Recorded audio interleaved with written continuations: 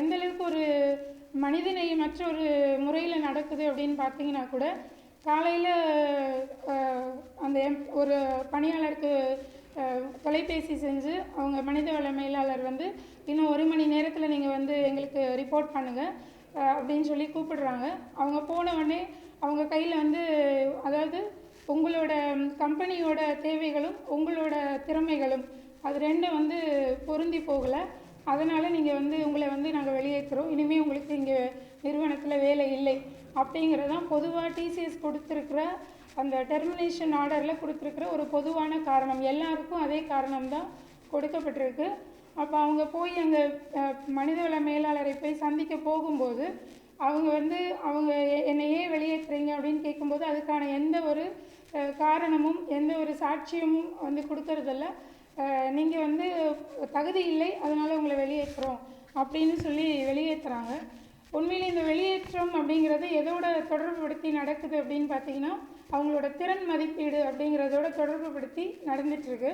திறன் மதிப்பீடு அப்படிங்கிறது ஐடி துறையில் வந்து அப்ரைசல் சிஸ்டம்னு ஒரு சிஸ்டம் இருக்குது. ஒவ்வொரு நபர்களோட திறனை மதிப்பிட்டு அதன் அடிப்படையில் அவங்களுக்கு வந்து பணி உயர்வு, சம்பள உயர்வு எல்லாமே வந்து கொடுக்கப்படும்.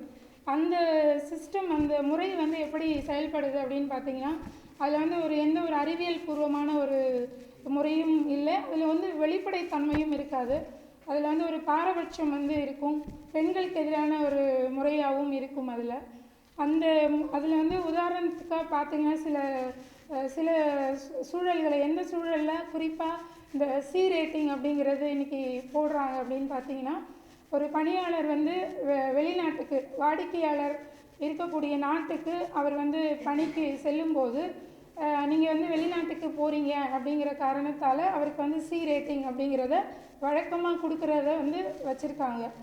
மேலும் இதில் வந்து ஒரு உதாரணமாக பார்த்தீங்கன்னா, இந்த வருடம் டிசிஎஸ் நிறுவனத்தோட ஒரு வருமானம் அப்படின்னு பார்க்கும்போது 81,809 கோடி அவங்களுக்கு வந்து வருமானம் காட்டியிருக்காங்க. அதில் வந்து 26,148 கோடி வந்து பணியாளர்களுக்கு கொடுக்கப்பட்ட சம்பளம். அது வந்து ஒரு 32%. அவங்களோட ஒட்டுமொத்த வருமானத்தில் 32% வந்து பணியாளர்களுக்கான சம்பளமாக போயிருக்கிறது. அதுக்கப்புறம் வரி கட்டியதற்கு பின்னான வருமானமாக 19,331 கோடி வந்து வரி கட்டியதற்கு பிறகான வருமானம்.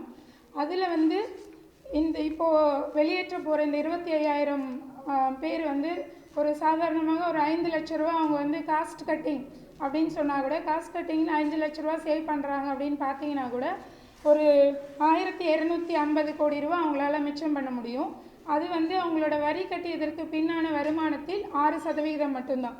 அப்போ இந்த வருமானத்திற்காக, இந்த 6% வருமானத்துக்காக, அதாவது 1,250 கோடிக்காக, லாபத்திற்காக 25,000 மக்கள், பணியாளர்களோட வாழ்க்கையை, அவங்க குடும்பங்களோட மனைவி, குழந்தைகள், பெற்றோர்கள், அவர்கள் வங்கிகளில் வாங்கியிருக்கக்கூடிய சாதாரணமாக எல்லாருக்கும் வேண்டிய ஒரு வீடு தான், அதுக்காக வாங்கியிருக்கக்கூடிய வங்கி கடன், இது எல்லாத்தையும் இன்றைக்கி அவங்களோட தலையில் ஏற்றி அவங்களோட எதிர்காலத்தை ஒரு மிகப்பெரிய கேள்விக்குள்ளாக்கி நடுத்தருவில் நிறுத்தக்கூடிய வேலையை டிசிஎஸ் நிர்வாகம் வந்து இன்றைக்கி மேற்கொண்டு இருக்கிறது. போன வாரம் நாங்கள் வந்து இது குறித்து ஒரு ஆன்லைன் பரப்புரை வந்து ஆரம்பித்தோம். அந்த பரப்புரை வந்து இன்றைக்கி ஒரு 5,000 பேர், அந்த முகநூல் பக்கத்தில் வந்து 5,000 பேர் வந்து விருப்பம் தெரிவிச்சிருக்காங்க.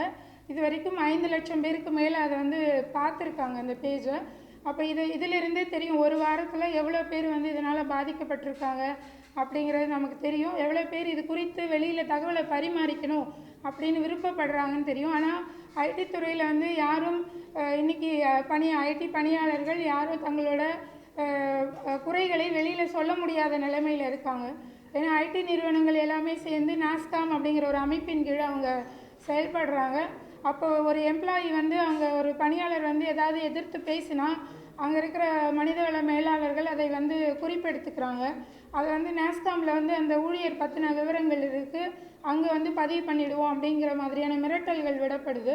ஸோ அதனால் இவங்களால் வெளிப்படையாக சொல்லக்கூட முடியாத ஒரு நிலைமையில் இன்றைக்கி இத்தனை லட்சம் எம்ப்ளாயீஸ் வந்து இங்கே ஐடி துறையில் வந்து இருக்கிறாங்க. இந்த அடிப்படையில் தான் நாங்கள் வந்து இந்த கேம்பெயினை வந்து எடுத்திருக்கோம். இப்போ நாங்கள் இந்த கேம்பெயின் மூலமாக அரசுக்கு வந்து அரசுக்கும் இந்த டிசிஎஸ் நிறுவனத்துக்கும் 2 கோரிக்கைகள் வைத்திருக்கிறோம். டிசிஎஸ் நிறுவனம் வந்து இப்போ செஞ்சுக்கிட்டு இருக்க ஆட்குறைப்பு பற்றின ஒரு வெளிப்படையான அறிக்கையை வெளியிட வேண்டும் அப்படிங்கிறது ஒரு முதல் கோரிக்கை. ரெண்டாவது வந்து மத்திய மாநில அரசுகள் உடனடியாக தலையிட்டு டிசிஎஸ்ஸில் நடந்து வரும் சட்டவிரோத பணி நீக்கத்தை தடுத்து நிறுத்த வேண்டும். இது 2ம் எங்களுடைய உடனடி கோரிக்கை. இந்த கோரிக்கையின் மூலம் இங்கே முக்கியமான ஒரு விடயமாக நாங்கள் வந்து இப்படி பாதிக்கப்பட்டிருக்க ஐடி ஊழியர்களை, எங்களுக்குன்னு எந்த ஒரு அசோசியேஷனும் எந்த ஒரு மன்றமும் இங்கே கிடையாது.